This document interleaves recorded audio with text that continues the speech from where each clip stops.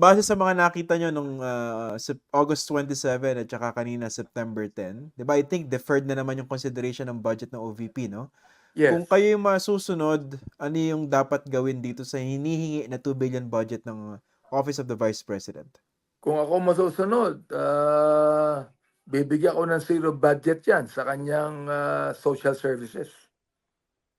Oo, Okay, kasi zero, okay. andyan naman ang DSWD.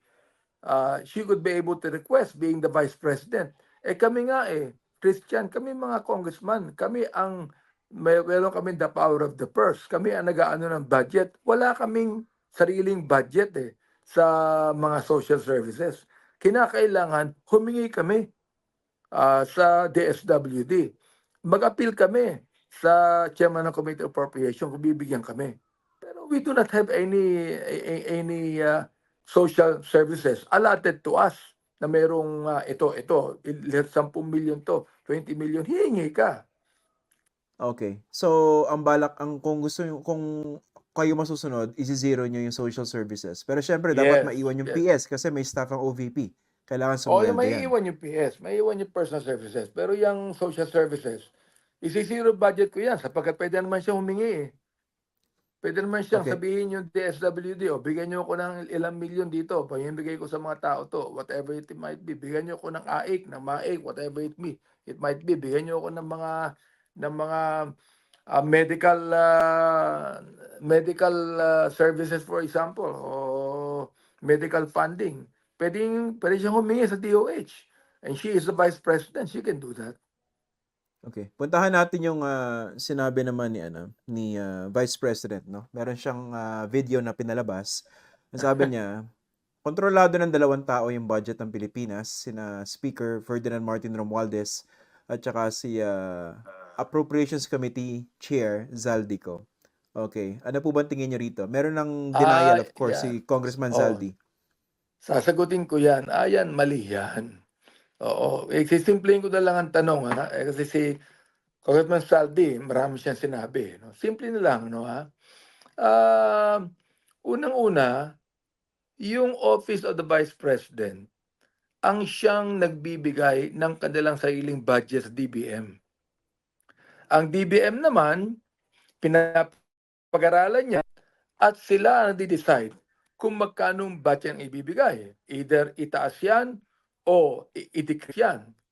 Pagkatapos niyan, isasama yan sa GAA. Isasabit ngayon yan sa Pangulo. The President will submit to us the GAA, the appropriations for 2025. Kami naman, bawat agency, bubuisiin namin yan. Ako, for example, sponsor ako ng 2 agency ng gobyerno na mag-defend ng budget. Yun ang ginagawa namin. Pero yung sasabihin mo na kontrolado ng Speaker of the House, saka nung Appropriations Committee ang pagbibigay ng budget, I don't think that will ever happen. Mangyayari ba yan sa office ng Vice President? Malalaman din niya yan bakit siya nagpakontrol? Yan ang tanong ko. Kung alam niya na kinokontrol yan ni Speaker Martin saka ni Kong Saldi, okay, bakit siya nagpakontrol? Sapagkat sila ang gumagawa ng budget. Pero yung nga yung reason bakit siya umalis sa Department of Education dahil pinakailaman daw yung 5 billion allocation for classrooms dun sa 2023 budget. Kaya raw lumobo after maaprubahan yung GAA to 15 billion. Yung 10 billion daw, ang control nun kay Romualdez at saka kay Zaldico. Alam mo, Christian, kung talagang bubuisiin natin yan, I'm not trying to defend the Speaker and Congressman Zaldico, pero nalaman namin na ang dami-daming mga computer na hindi ginagamit sa DepEd. Maraming mga libro na bubulok. Hingi ka pa ng budget for computerization. And dami-daming computer yan. Kinakailangan na siguro, pa-imbestiga ng husto. Papuntahin yung COA, papuntahin yung NBI, iimbestiga. Ano ba yung nasa warehouse ng DepEd, hindi nagagamit na binili. Alright. Yun ang isa. Meron pa nga sinabi sa akin, nakalimutan ko lang sabihin dito na tungkol doon sa budget na hindi nagustuhan ng sekretary. Binayaran na, hindi ginamit dahil sa hindi nagustuhan. You see? Kaya Ganon? tinatanong ako, ano ba pwedeng gawin ng COA dyan? Sabi ko, I think COA can investigate that.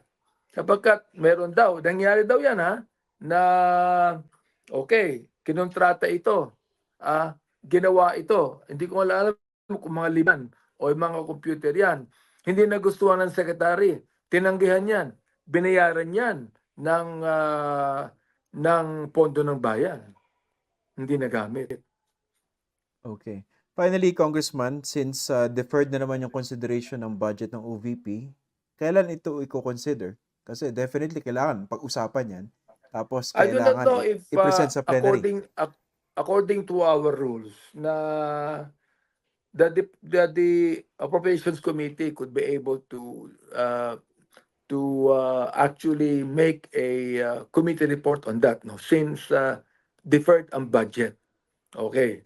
Or they will make a special consideration again to have a budget briefing, no? Pero alam mo, tapos na lahat ang budget briefing Next week sa plenaryo na yan Oo, kinakailangan yan before December 1, masubmit sa Pangulo natin ang budget na yan, matapos lahat yan. Kapag-usapan yun. sa bicameral yan. Oo nga. Kasi may ano yan, di ba? May self-imposed deadline ng kayo. Yes, At saka kasi executive.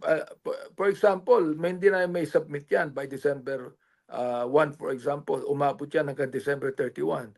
Magiging reenacted budget na yan. Explain ko in a separate episode yung problema sa reenacted budget na madalas Oo. nangyari nung panahon ni Pangulong Gloria Macapagal Arroyo at bakit Yes, masama yan. that's right.